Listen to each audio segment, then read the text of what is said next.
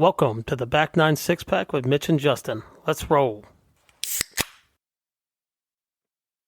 Hello and welcome to episode 112 of the Back 9 Six-Pack.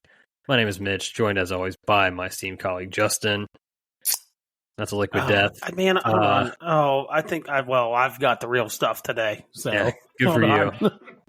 While you're getting that, just massive update on my end. Something we've talked about on the show in the past. It's been a while though. My tabs on high noon. My tabs on my phone browser. You know how this has been a problem. I know. I discovered there was 500 was the limit on a window open. That is just an asinine. I've got all of my different windows that I have down to under 10 each. I did a massive purge. I was feeling digitally cluttered, and I feel good now. It was an undertaking, and I probably lost a few things I was trying to save, but I kind of figure, if I haven't opened these in this time, there were some things from like 2023 still in there. Oh my God, that is just the most ridiculous thing I've ever heard in my entire life. Like if I get more than like 2 emails in my inbox that haven't been read, I start like itching, like it breaking out in hives. I couldn't imagine having that many. That's probably open. Like the biggest, I don't know, the biggest difference between me knowing you, like in your personality, and yeah, you wouldn't think I would. You think I'd be the exact opposite, right? It does not match up with you. I had a mentor very early on, right after college, that just beat it into my head that like that's how it should be, specifically with like tabs and emails, and so I just have always done it.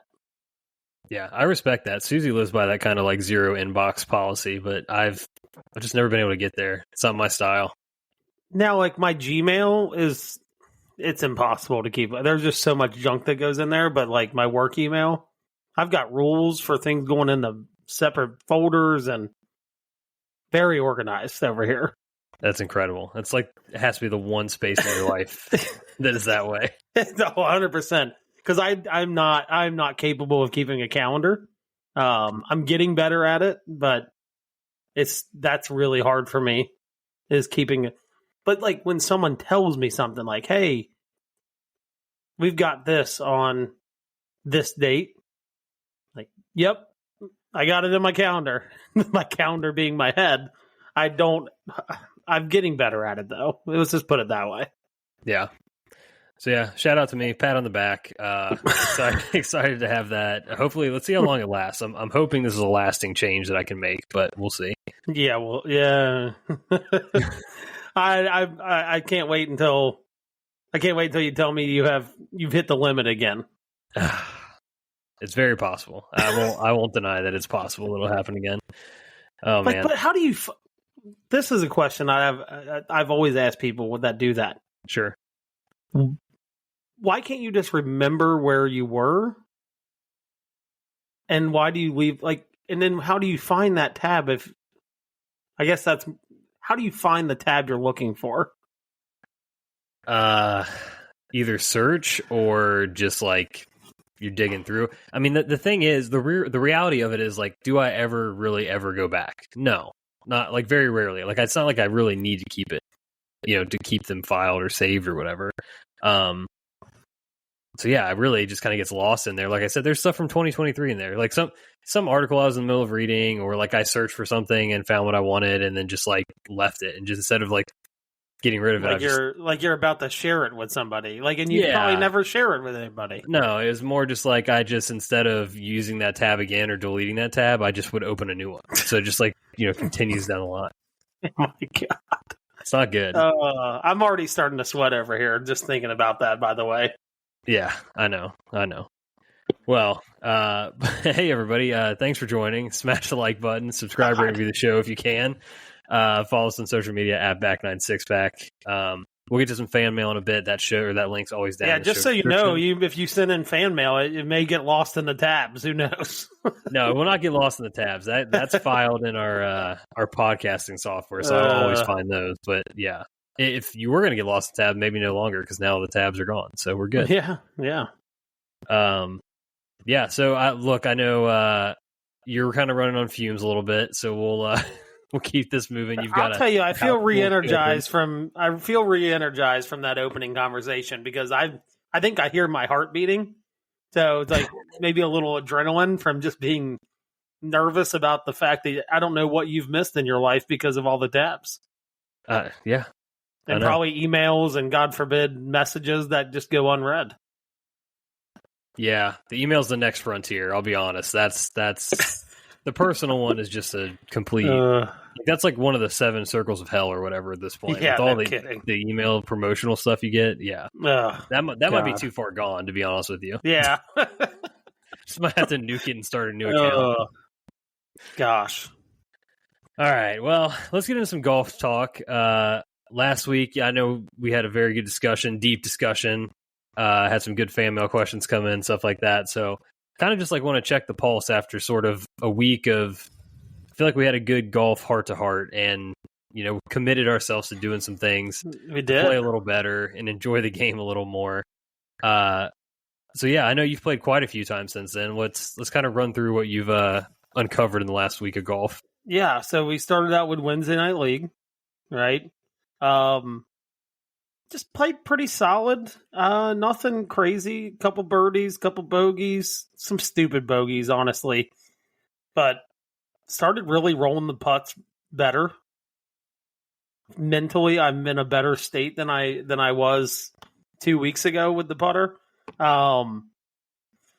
We got some weird stuff going on with our greens. Not going to get into that, but I felt like I hit a lot better putts than I got rewarded for making. That is what it happens, right? But yeah, I think Wednesday Night League was really good. I hadn't hit a ball in a week, so I took a whole week off. Actually, a week and 2 days. So I got up there a little early, did a little practice session. Starting to get a little worried that I might have arthritis in both of my thumbs. I'm just being honest. Because I used to be able to practice for a couple hours, go play 9 holes, like no issue. And like my thumb started to hurt. So I don't know what's going on there. But got a little practice session in, shot 36, played pretty good, rolled the putts better. I'm really digging having the Stroke Lab back in the bag. Oh, okay. I can't believe I ever got rid of this thing. I'll be honest. I feel, and it might be just how I feel, but I'm starting to putt better. I feel like I line up better with it. I think it just sets square, and I don't really have to think about it. So, but I played Wednesday Night League. Flash forward to Friday, we had our 4th of July event. So it's like a 2-man or a 4-man team, 1 net, 1 gross. Can't be the same ball. Never really struggled with the gross ball. I played pretty damn good, actually. I actually missed a couple putts early on for birdie, but man, did I get it together. I ended up having 5 birdies on the day. We make the turn at 8. Some unfortunate events on 9. I hit a pretty good putt. Hits the back of the hole, like left center of the hole, and pops out. Turns out it cost us the front 9. We would have tied the front 9 had that gone in. We made the turn. I continued to play really good. Had 3 birdies on the back. Some of my teammates, they just kind of fell apart. Couldn't get the net ball there. So we did win 2 skins, though. $450 we split amongst the 4 of us. Win 2 skins. Had a 4 on a par 3, so 2 2s. And then we had a 6 on the hardest hole in the golf course. So not a bad day, 2 3s. So yeah, I played really good. Shot 70 with 5 birdies. Again, just a couple stupid bogeys. I mean, I think I had it to like 3 or 4 under at one point, and just a couple stupid bogeys. I actually had a double in there, which was actually, so I had 2 doubles, I think, or 2 bogeys and a double and 5 birdies. Gotcha. That doesn't add up. I think I had 1, I don't know, 1 bogey and a double. No, I had 1 bogey and a double and 5 birdies. There it is. That's 2 under. Yeah, but God, my brain's not working tonight. But no, I played pretty good. 70. I think I was the low gross score in our event, so I was pretty happy with how I played. Continue to make more putts. I don't hate that. I think we might be peaking at the right time with the putter here. Coming into the Stampede, we're less than 2 weeks out. Feeling good. I'm feeling good about it. And we did play Saturday. I forgot we played. God, Yeah. I'm playing too much golf. Apparently, I can't even keep everything straight. Played Saturday with Ryan and Gunth. We just had a day. Like, wasn't crazy good golf. It was okay, but Yeah. we had a day. Got out there. We haven't done that in a long time. I can't remember the last time any combination of 3 or 4 of us have played on a Saturday. So it was nice we met at Waffle House, went over, had a nice little round before it got to like 99 degrees outside. But it was a good way to top off like the holiday week. Yeah, it's one of those good for the soul rounds. You just need those every once in a while. With the putter, what you mentioned, like feeling like you set up better to it. Are any of the specs really different from your other ones? Like, is it longer or shorter? Or? No, it's a 33, just like I had with my Scotty Phantom and my Newport 2. Those are both 33 inches. I don't know. It just sits on the ground well for me. I don't know. It's a pretty popular putter. I know a lot of people that have used them still continue to use them because they like them so much. So, yeah, I don't know. I love the way it comes off the face. I don't miss I don't really miss any short putts with it. Like, it just feels good. And I think it kind of goes back to our discussion, right? If it feels good and, like, you have confidence with it, like, just leave it be, right? And I think that's the stage we're in, is where I'm like, I started using it again, had to kind of get used to it a little bit, but now I have some confidence with it, and it's like that's what we're just going to stick with that. So, well, welcome back to Team Odyssey. Glad to have you back on board. It feels good. Good, I'm glad. Okay, well, so flashback to last week. We had our conversation. I've been struggling I think the takeaway for me was I've been struggling committing to golf shots, essentially is what it is. Was weighing in my head about, yardages and hitting specific numbers and specific spots and all that stuff, when I think I kind of had diagnosed after Wednesday night, I've officially diagnosed that was my problem, was like just not committing to a swing. Shot another like kind of lackluster 42 Wednesday night, had the lefts going, et cetera, but kind of managed my way to not blow up, because there was quite a few blow up opportunities that I saved during that round.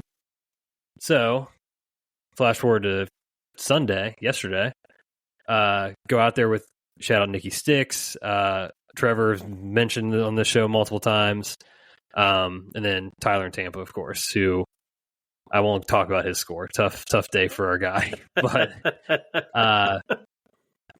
I had made the decision. I was like, all right, all I'm going to do is I'm just going to commit to making a full turn.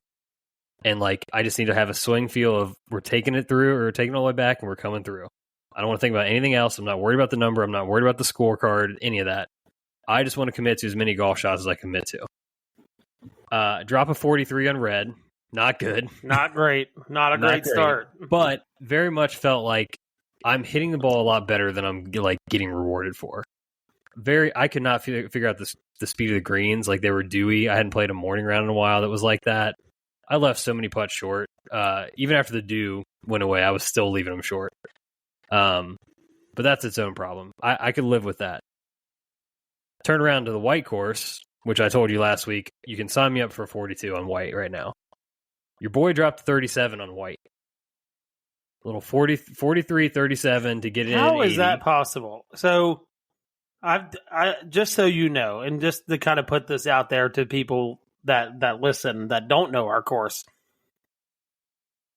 6 of the easiest 18 holes, if you're talking about the original 18, are on the red course by scoring average over the last 2 years in tournaments. Think about that for a second. So you shot a 43 on a 9 that had 6 of the easiest holes by scoring average. It's not how the handicaps shake out. by Sure. scoring average, but then you go to the harder side and shoot 37. Yeah, that's how it goes, man. I do, but that's why you know it's just like all mental, 100%. and it might be a focus thing too, right? Yeah. Now, look, another this could be a good feather in the cap for the back nine 6-pack. I did order a back nine 6-pack after the 43. Yeah, there it is. Well, we figured it out. Yeah, there's correlation, causation. I'm not sure, but that did happen. But no, honestly, I've found like a pre-shot rehearsal of just like I'm gonna turn as far as I can. Like literally, I'm just like I'm over exaggerating the feel of turning back. I like that. Getting back into my left side, and that's all you're thinking about, right? Yeah, the thing that it has helped me with. I feel like it kind of takes the left side more out of play than it normally would for me. Yeah. Like if I'm making a good full turn and committing to the swing, I'm not going to hit it left. That's the feeling that I have right now. Probably helps with tempo too, right? Yeah, because it's like the shorter your swing gets, the faster it gets. That's when things start going wrong. 100%. I felt it. So I'll get into the next thing, but I felt it today. When I was making these turns, I'm like, man, my backswing feels really slow. But I'm sure it's not. It's probably just it's probably normal speed. Tempo. Yeah, it's like a tempo thing. That's what me and Gunther were talking about on Saturday. It was like he was struggling with the driver. I'm like, you just gotta go to tempo town, man. Like, just tempo it up. Like you're getting fast, and that's when just bad things happen when you get fast. Yeah, I think there's a difference between having speed and like getting quick with it, right? Yeah, 100%. Yeah, so I think that's kind of what I've uncovered. I struck it really well. Short game has like caused me problems, which I'm hoping will just over the next 2 weeks I'll be able to kind of address that and it'll be okay. But I'm feeling good with the full swing right now. So today I was going to make it a surprise, but I think I spoiled it because of what happened to us. Nikki Six got us out to Camargo today, and unfortunately, only got to see surprise. 9. You still don't get to play it. Is that what you're trying to tell me? Yeah, kind of. You guys, I'm trying to hold in my anger. It's okay. This is a bad day to break this news to you, considering your mental state. So I apologize. But we only got to see. If it makes you feel better, we only got to see 9 of the holes because the storm came through. You only got to see 9 of them. Oh, that makes me feel so much better. You know how many holes I've seen out there? 0. Well, I can tell you a couple of things. One, I think it's the second nicest course that I've set foot on, and that's only to Augusta. And I think it's above Muirfield. Just to say that, and then number 2, man, I forgot what the other point of that was, but I truly think it was like the best conditioned course I've stepped onto. And easily by far the best course I've ever played, which shocker, it's a top, 60 course in the world. Like, yeah, of course. But nice hat. Yeah, I had that. I've had this. I bought a polo tonight. I didn't wear that for you. Instead, I got the Barbasol on tonight. We're repping it's ISCO. Yeah, week, I've got the Barbasol hat on. It's on backwards, but yeah. Anyway, R.I.P. So back to Camargo. We got through 6 holes before the rain started to become a factor. I was even through 6.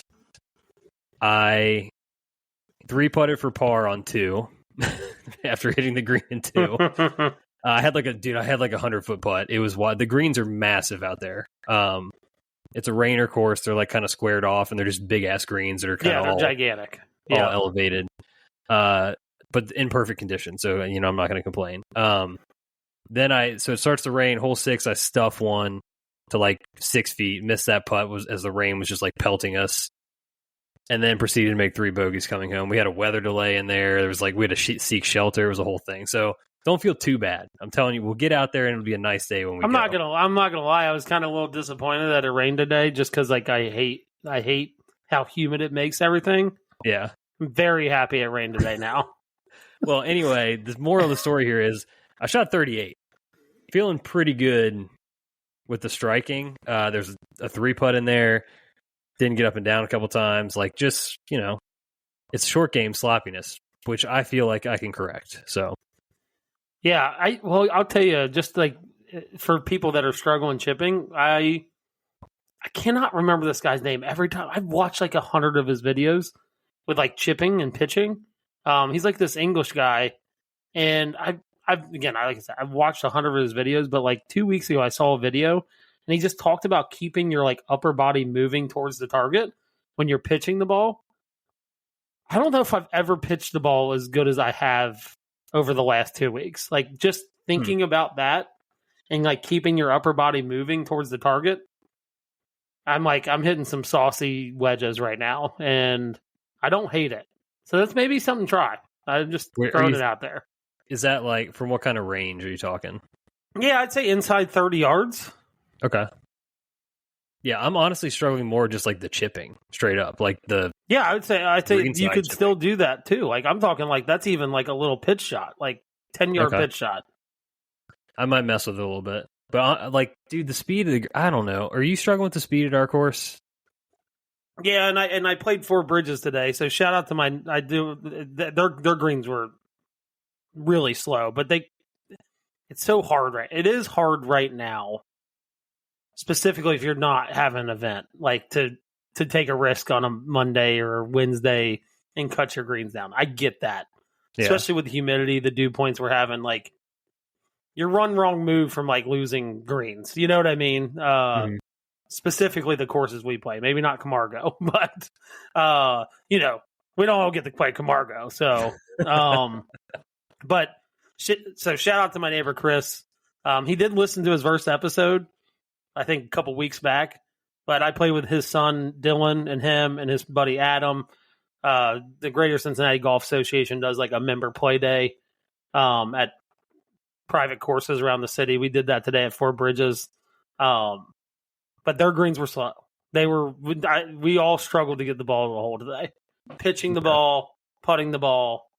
I think it's just how humid it is, and people are just real nervous to, cut them down. Unless you have an event and you're like, hey, we got to just get through the next 2 days. That's different. But to have them fast on a regular basis is really hard this time of year. Yeah. Speaking to the Camargo greens, like, dude, like the conditioning is unbelievable. I don't think there was a single time I had to like move something or fix a mark or anything in any of my lines. Like it's insane. Like you're putting on it and the ball almost looks weird as it's traveling because there's no bumps. Yeah, it's just green and pure. Yeah. So you're not seeing anything to like give you context to where your ball is rolling. It's really weird. I don't know how to describe it. It's like putting on turf, but like it's like perfectly turf. Green. Yeah. Yeah. It was wild. So yeah, I don't know. I shout out to Nick for that. We're gonna have to find a way to get out there and get 18 in. That includes you, sir. Yeah. Okay. Well, we'll see. I'm not holding my breath. I'm still waiting for my hat. I could have got you one today. That's all. You know what? Hand up. That's God. This is what I hear all the time. I'll get you a hat. Oh, I could have got you something. I was there. I've heard it like 5 times. Never gotten anything. Never. Yeah, that's ever. Incredibly bad form on my part. You literally brought me stuff from across the ocean, and I couldn't even get that truly hand up on that one. I'm a caretaker. I take care of everybody. You're better man than I. It's a thankless job. It really is. It is, yeah. Well, real quick before we get off our golf, I did relive. I hit a better drive on the hole that I broke a window on about 2 months ago. Took a nice picture of it and sent it to you guys. Waved in there. I saw some lights on. I was trying to say hi to my guy Bill that I ended up paying for the window to, but I don't think they were home. It was kind of weird. I'm waving at an empty house, but we did get to see the window today. It looks nice. It looks good. It's all fixed up and everything. Did you borrow a little extra on your line just to be sure? Yo, dude, I was aiming down the right side. There was no chance that ball was going to even see like left, right, center. Like it was going to be on the right side of the fairway. Oh man, yeah. Good on you for that too. Last thing on golf stuff, or my own golf. So my handicap, it's a tough scene, man. We were trending the wrong way at the beginning of the year. I started off at a 7-1. Yesterday, or dropping the 80 in, I thought maybe it would go down just because I had a lot of like those weird low to mid 40 rounds. No, it went up. It bumped up from 7.3 to 7.6. dropped the 38 in for Camargo, projected to go to 7.5. So we're in the mid sevens. Well, I'll tell you, I am above. I'm not a plus anymore. I noticed that. I looked you up. I am a 0.1.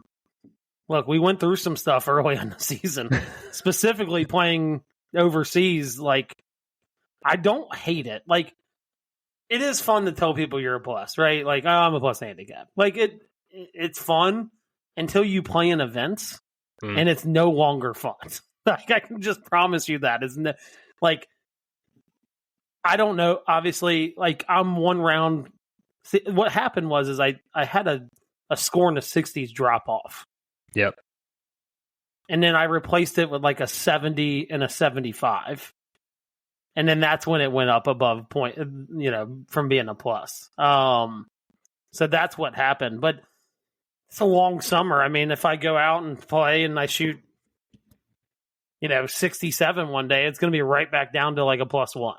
So, and it's going to happen eventually. I usually have a couple rounds like that, where I shoot under par and shoot in the 60s. So once it happens, it's going to just drop back down. It's going to I think it's going to bump like a 77 out, and there we go. So, yeah, I was looking back actually at our goals from the goals podcast at the start of the year, and realizing that I've got like, I don't know, 4 weeks until our new kid shows up. And I was like, why did I set these goals the way that I did? Like, I don't have the time. I didn't have the time at the start of the year to like be able to actually hit some of these things. I don't know what I was thinking. I can't even remember. Like, give an example of what you were looking at and you're like, oh God, that's never going to happen. Well, like, I wanted to run back the, 10 league rounds without a double. And it's like, I may not even get to 12 league rounds. Like, like I don't even know what I'm going to be at. I wanted to get back to, I have the same handicap goal. I wanted to start with a 5.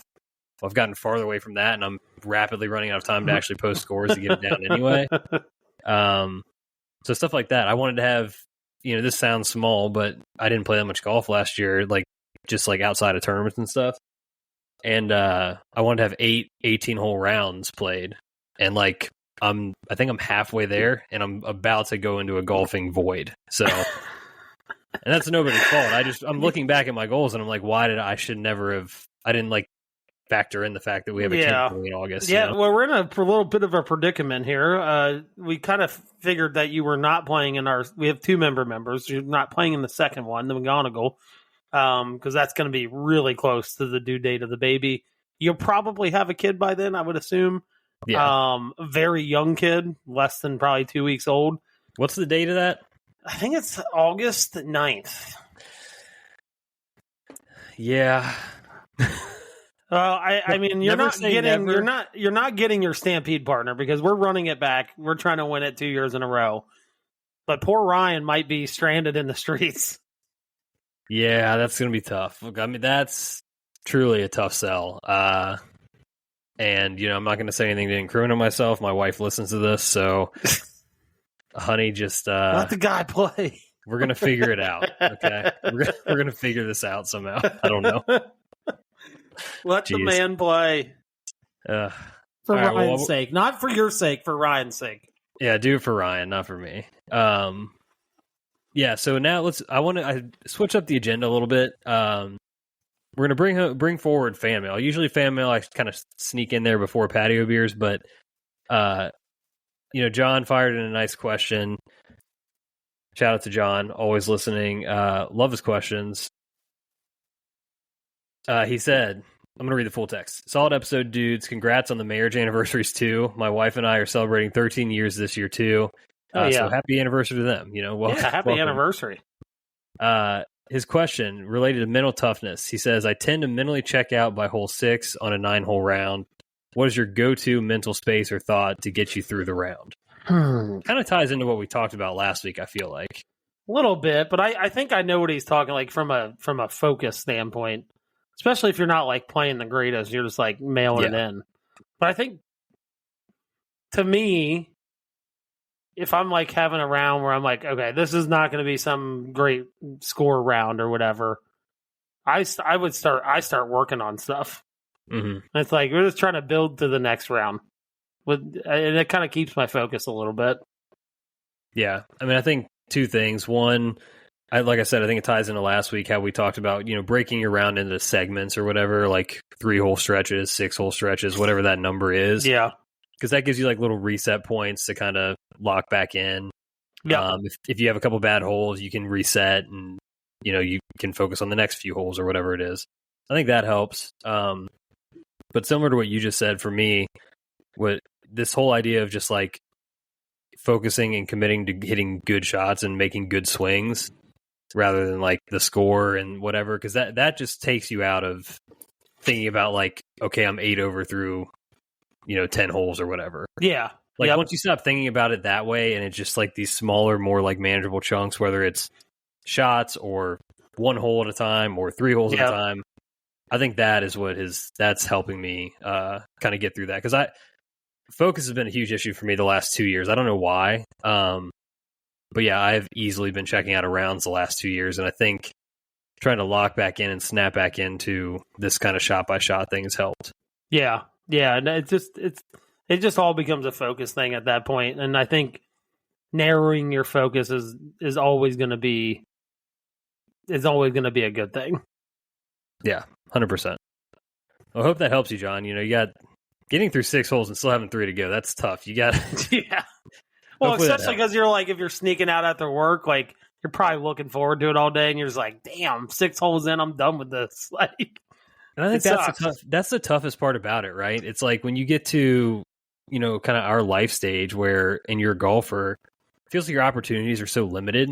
And it's like you just want to play like, so good. You want to play good so bad, and you want to enjoy it so bad. And when it starts to go poorly or whatever, it's just so easy. You're like, man, fuck this. Yeah, I get it. I've been there. Trust me, I have. But at the same time, it's like those rounds are so precious too, because you just don't you don't have as many as you want. So yeah. Oh yeah, exactly. Double-edged sword of pain at times. Yep.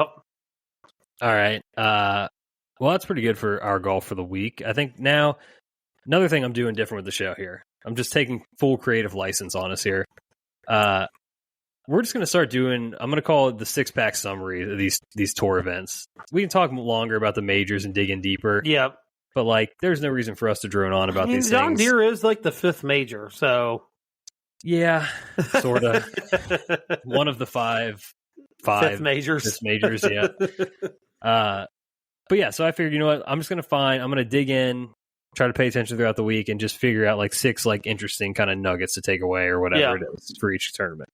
So Brian Campbell wins the John Deere Classic in a playoff over Emiliano Grillo. That is his 2nd victory on tour this season, and just also happens to be in a playoff. Both of them in playoffs. He's 2-0. Yeah, his last one was the Mexico one where he got the ultimate kick. Yeah, the ultimate kick. The absolute ultimate kick. Yeah, and this time around, like he said he was feeling tired and whatever, so he just kind of sat in the clubhouse and like rehydrated and ate. Didn't hit any balls in the range, no putts on the practice green.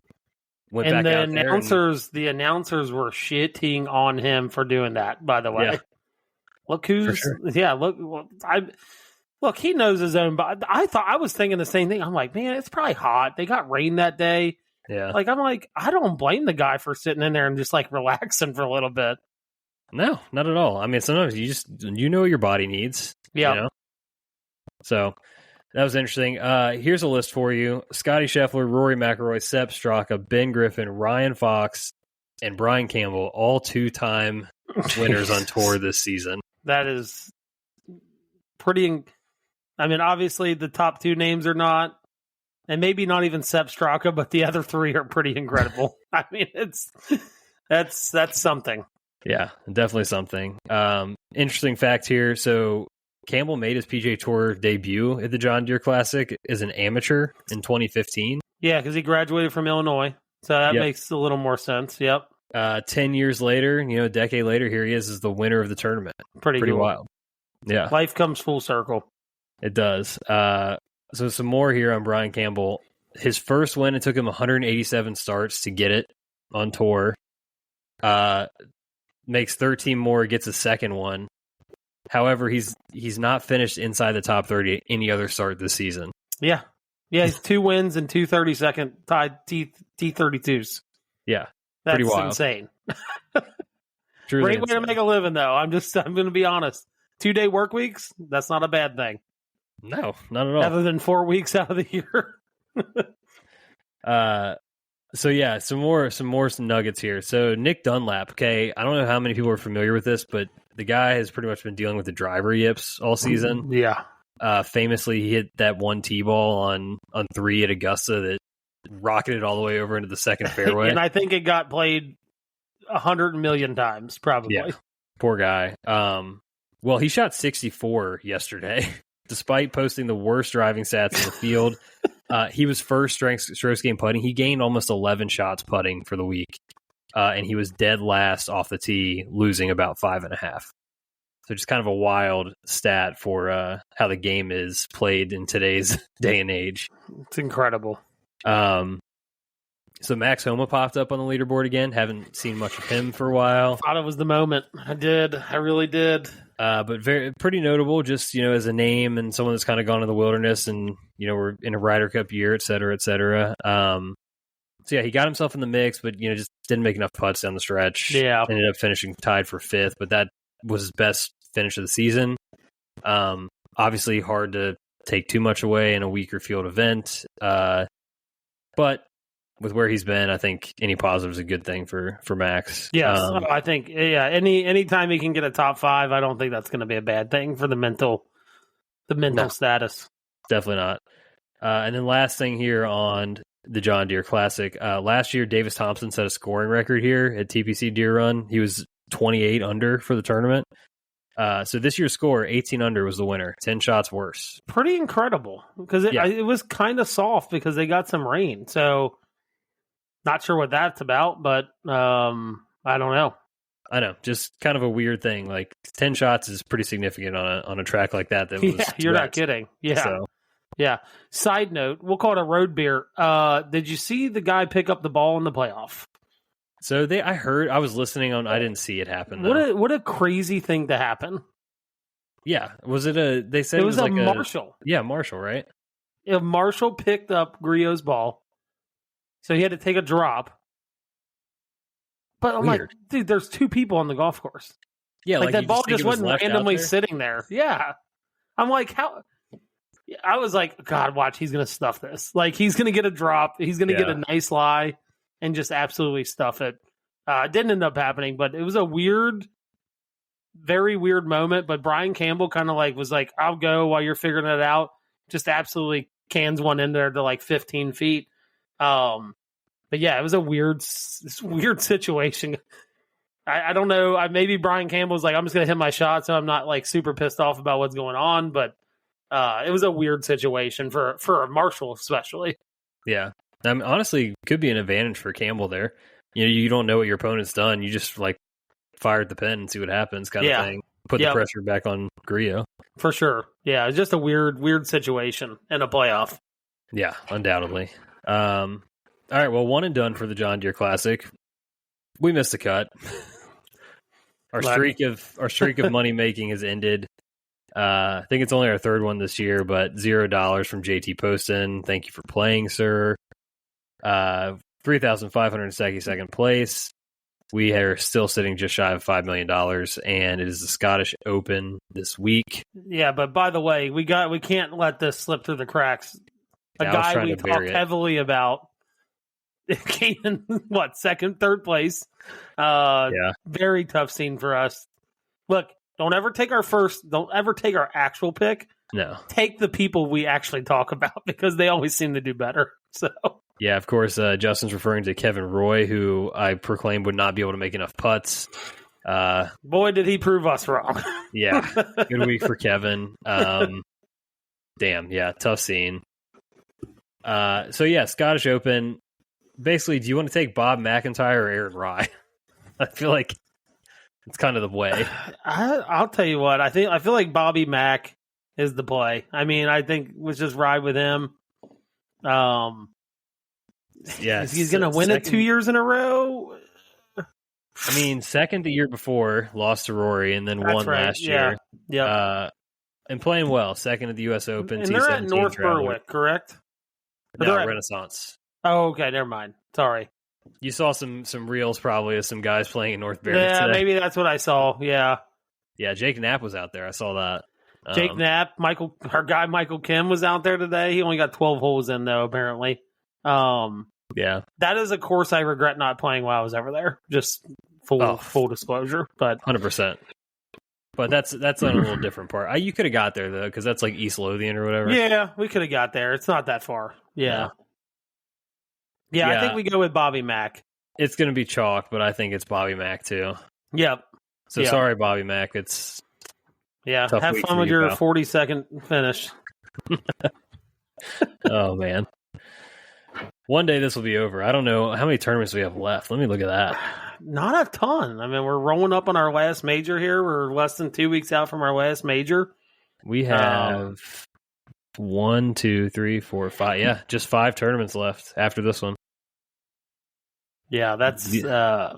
You got the Open, 3M Open, Wyndham Championship, and then 2 of the playoff events.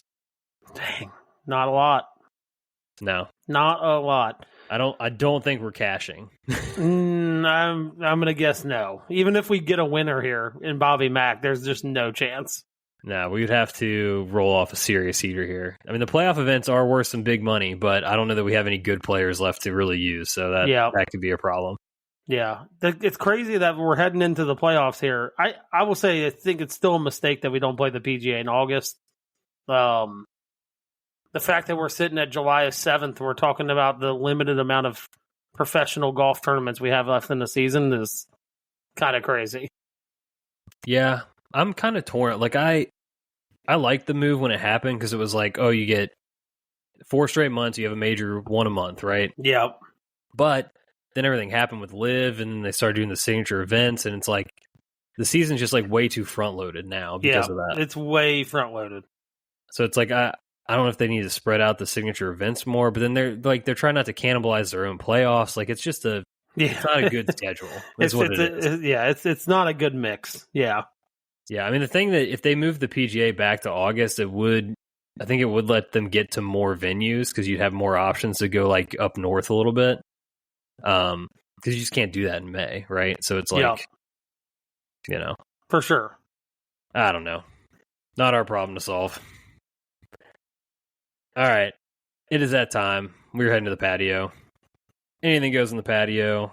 Who the hell went first? I don't know whose turn it is. I don't know, but I got a good one. This is going to be a nice venting session for me, probably, but I'll go I think I'm going to go first. You just take the ball. All right, go ahead. Yeah. I want to preface this with the fact that I do love my nephews. I do. I love them. They're good kids. They are. However, and this has actually nothing to do with them, really, but more of a general question of if you're watching someone else's kid, whether it be family or not, right? Yeah. Let's just leave it at that. What is a gigantic pet peeve that, like, your kids don't do, but, like, you see another kid do it that you're watching and it tips you off? Ooh. This is dangerous waters you've dropped us into here. I get it. I'm betting on the fact that none of my family listens to this. I don't think they do, but maybe they do. I don't know. Yeah. I mean, I think just generally, like, as a parent, I don't like when my kids are pretty good about this, I think, on the whole. But I don't deal with disrespect or like rudeness well. You know what I mean? Yeah. Like, so if whether it's not listening or like you're dealing with somebody else's stuff or you're someone else's property, or if someone else is asking you to do something or whatever, and you're just not, and you're like blatantly about like ignoring you or whoever. Yeah. Like that is kind of like a little bit of a trigger for me. Because I get mad about that with our own kids too, if that's a thing. Like you can, like, I'm dad, I get it. You can push me a little bit, I'm gonna set you straight. But when you talk that way to somebody else, like, that's when we get into problems with me, I think. Yeah, that's a good one. I would say that was probably mine before this week. Oh boy. my kids are very good about this. Like, there's a lot of things they're not good at. I'm willing to admit that, but this is one thing that they're very, very good about, that we've kind of like just beat into their brains from like the very beginning. Like, if you open something up, like food wise, like you're committing to eating that whole thing or drinking that whole thing, right? That is such a good one. Go ahead. And we have kids in the neighborhood that are very good about that. Like, they open something up. Like, I watch kids in the neighborhood all the time before school, like get them on the bus. Like, we're dads, like we got to help each other out. Like, most of the kids in the neighborhood, they open something up. For the most part, are finishing it, right? Like, hey, can I have this? Like, yeah. I'd never, to this point, have not found like a half-eaten granola bar or like a half-drink, like cup of milk or something. You know what I mean? Like, I've not found it. I found more half-drink drinks in one bite of something and just left.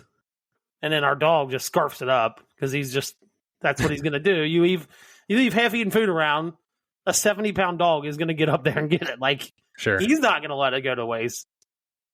That has been my pet peeve this week. Half-eaten, half-drinking things. That's a really good one, to be honest with you. Specifically, like, I love bomb pops. Like, that is my thing this time of year.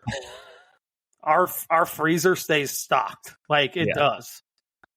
So it's when it's specifically something that I'm like, I let my kids have some, but like, my kids know, like, those are mine. And I have no problem sharing because, like, I'll just go to Kroger and get more, right?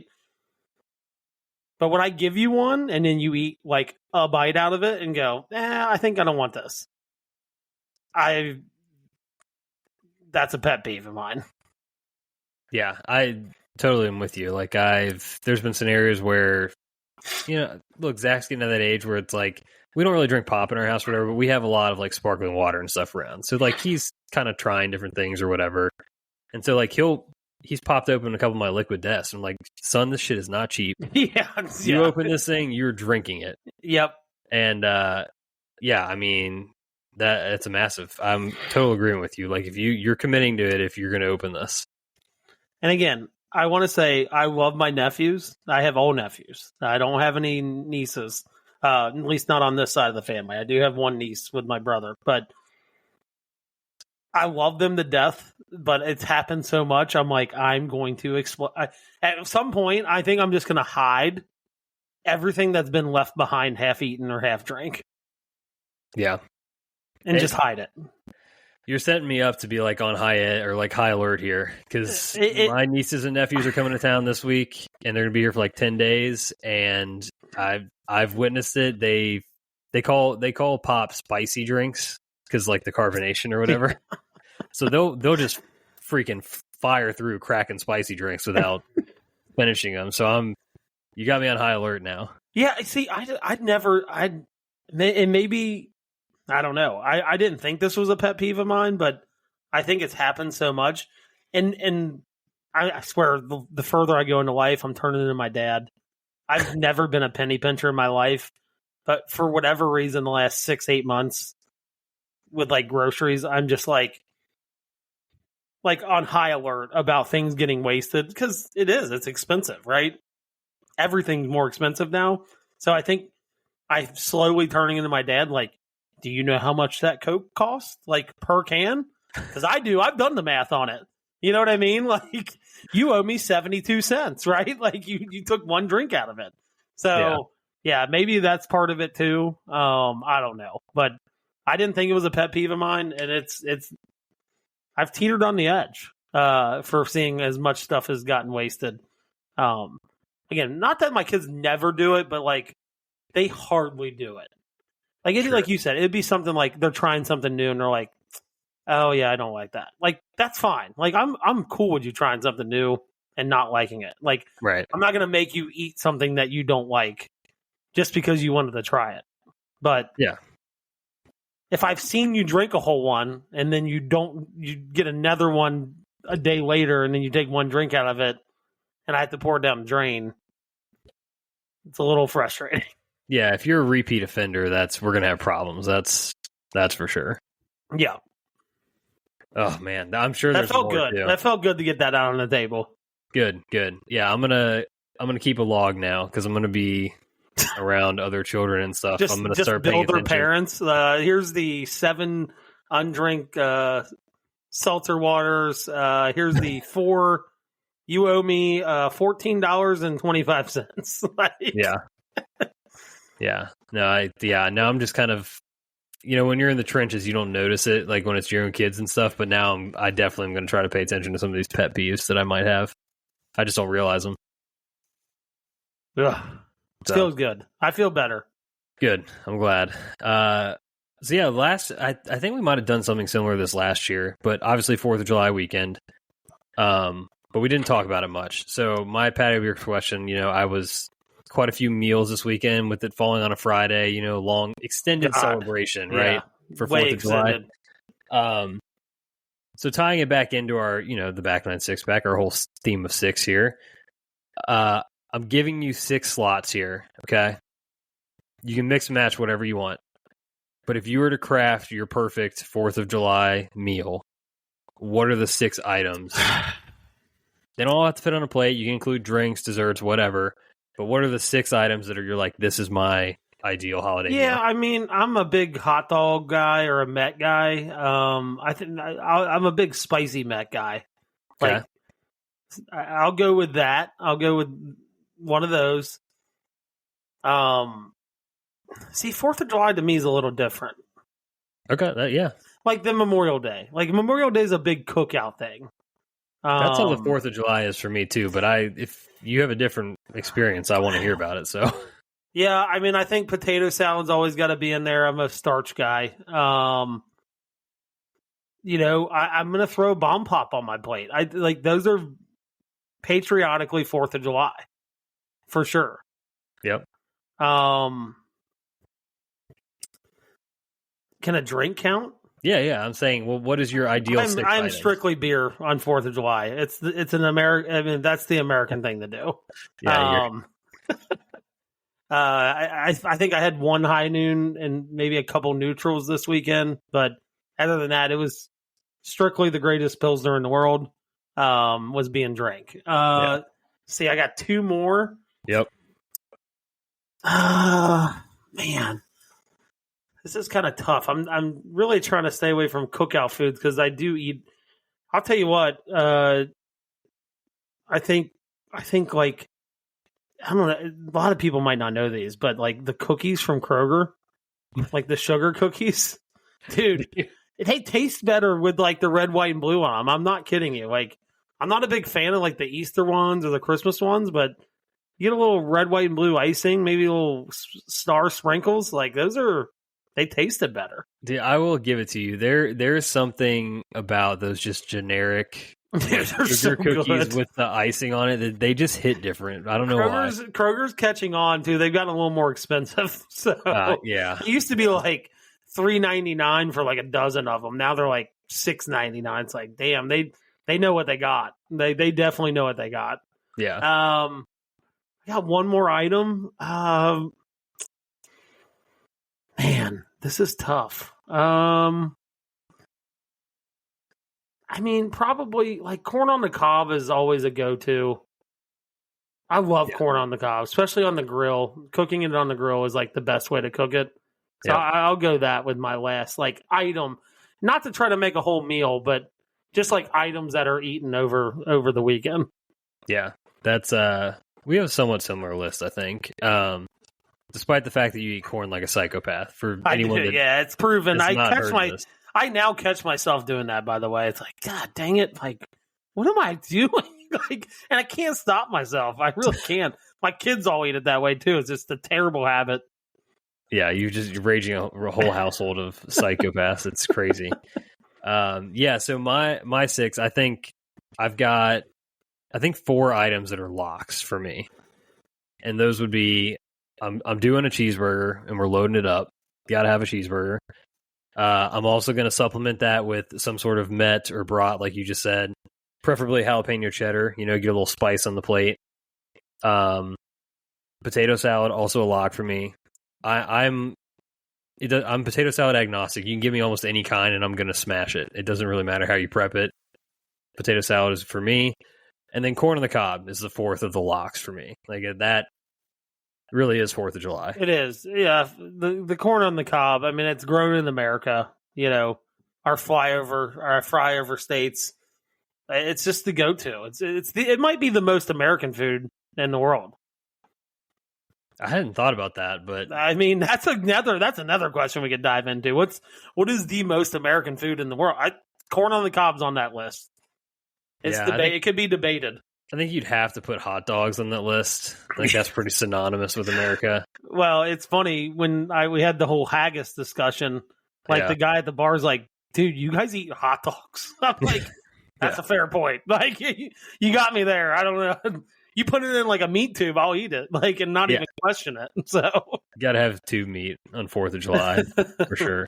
So yeah, that leaves me with 2 spots, and this is where I'm not a watermelon guy, but I understand the people that ride for watermelon, dude, especially on 4th of July. I get it. I don't know. I've not bought. Sometimes, like in years past, I've always gotten like one bad watermelon. Yeah. I have not gotten a bad one yet this year. I don't know what's going on with our weather, just cooking up some really good watermelons, but a lot of rain I'm this here year. for it. Yeah, I'm here for it. Yeah. But I'm not going to do watermelon. Not a big watermelon guy. I think my last 2 spots, I'm going to throw, like you said, the finest Pilsner, ice cold Miller Lights on there. I mean, it wouldn't be 4th so of July. American. Look at this can. This doesn't scream American. I don't know what does. And the twist offs, greatest invention ever made. I mean, from America is probably the twist off 16 ouncer. Yeah, I will admit, the day pack from High Noon is just it's encaptured me. I can't. Pretty good. Yeah, they're just 4 elite flavors all in one box, and it's you opened my eyes. You did. But it is still Miller Lite makes the cut is one of my 6 items, and then the last one, I need to get some kind of soft serve. I'm going to a Creamy Whip at some point on the weekend, and I think that's like my dessert. Yeah. I mean, soft serve is the best form of ice cream for sure. Another thing I haven't thought of. I'm spitting out discussion topics right now. I do think we do need to do the most American food. I think that would be a pretty good discussion. I mean, I think it comes down to, like I said, like hot dogs. I think corn's an interesting argument. I really do. And then apple pie, I think apple pie is probably up there. Yeah, kind of speaks directly to America. I mean, I'm thinking of like 5, and corn's one of those on the list of 5 for sure. Yeah, 100%. I could maybe say turkey. And then just Thanksgiving. Yeah, because I don't think a lot of countries just eat turkey. I don't know either. We're so, dude. Like I love when like Americans go to, like, I went to a different country this year, even Mexico, right? Like, and like, I don't really like that. It's like, that's an actual food, right? Like, that is a plant, or that's a whatever vegetable, or whatever you want to call it. And you're like, but you like go to McDonald's and get a burger that's not even like maybe not real meat, like, you know what I mean? Right. But we're like complaining like about a fried vegetable or something that another country eats a ton of. Sure. Yeah. I find that funny all the time. I laugh at myself because I am that way. Like that's me. Yeah. We would get roasted if we didn't mention cheeseburgers either. That's pretty American. Yeah. I mean, food. that's a go-to. I had a ton of pizza this like over the last couple of days. Our 4th of July party at our pool in our neighborhood is like a hodgepodge of stuff. Yeah. It's just kind of there. You know what I mean? It's like big potluck. So you kind of get a nice little mix of things. But yeah, cheeseburgers have got to be in there for sure. Yeah, I'm kind of like, now that you're talking, we're talking through this a little bit, like maybe I need to elevate July 4th food a little bit. Like I take it for granted. I think, I don't think I do a good job of elevating my cooking or anything like that. Yeah, like I'm thinking, maybe we were right that Memorial Day is kind of like the burger and dog day. Like maybe July 4th should be, maybe I need to smoke some ribs or like. That's very American. Holy shit, we can't leave that off the American list. That is like ribs are very American. Yeah. But then again, I mean, we have the hot dog eating contest on 4th of July. So it's like, I think you're probably fine either way. Yeah, the guy that made the comment about the haggis and the hot dogs and stuff like that, he was like, don't you guys have a competition? I'm like, we do. Yeah, we do. Okay, you've made your point. I get it. Haggis is not that much different than hot dogs. I'm like, I get it. But yeah, hot dogs might be number one. It is very, I'm not going to name his name, but a guy on our trip was like, made the turn at one of the courses. And he's like, you guys got a hot dog or something? Bro, they ain't got no hot dogs here. Like, I'm just letting you know that right now. Like, they don't. Like, I don't know what to tell you. Like, you can probably draw the conclusions on who asked for that, but it was not me, for the record. No. That's good. Oh, man. Well, hey, look at that. Tidy hour tonight. Look at that. Beautiful. Thank you all for listening. Please subscribe, rate, and review the show. Follow us on social media, @Bat96Pack. Send us some fan mail. Love getting those questions in. But yeah, before we get out of here, next week's Stampede Week. It is. Also the Open Championship. Yes. We're probably not previewing the Open. We might preview the Stampede, though. Kind of a tradition we've developed here. So yeah, we've got to do. There's going to be some changes in our flight. I think in our fight, actually across the board. I was actually looking at. I went back. I'm a sicko. I went back a couple days ago and was kind of looking at the flights and kind of like looking up handicaps. Some people going a little lower in the handicap division here, and it's going to do some shuffling. I think. In the mid tier area, and then like our flight's going to be different because we got some different guys teaming up, some lower handicaps. We might not be the second lowest handicap in our flight this year. We might be like third or fourth. So don't hate that. No, don't hate that for you at all. So yeah, we'll next week Stampede chatter. That'll be good. Welcome, welcome sight. Yes, it feels can't good. wait. My favorite week, one of my favorite weeks, just kind of like the build up to it. We got the Champions Dinner on Thursday. Well, you don't. You'll be missing, but we got Champions Dinner and then the Friday night stuff, and then the tournament starts Saturday. So yeah, one of my favorite weeks. I can't wait to talk about it. Awesome. All right, everybody. Well, until next time, cheers. See ya. Thank you for listening to another episode of the Back 9 Six-Pack. Be sure to follow us on Instagram and Twitter @Back 9 Six-Pack for all your content needs. We'll see you guys next week. Cheers.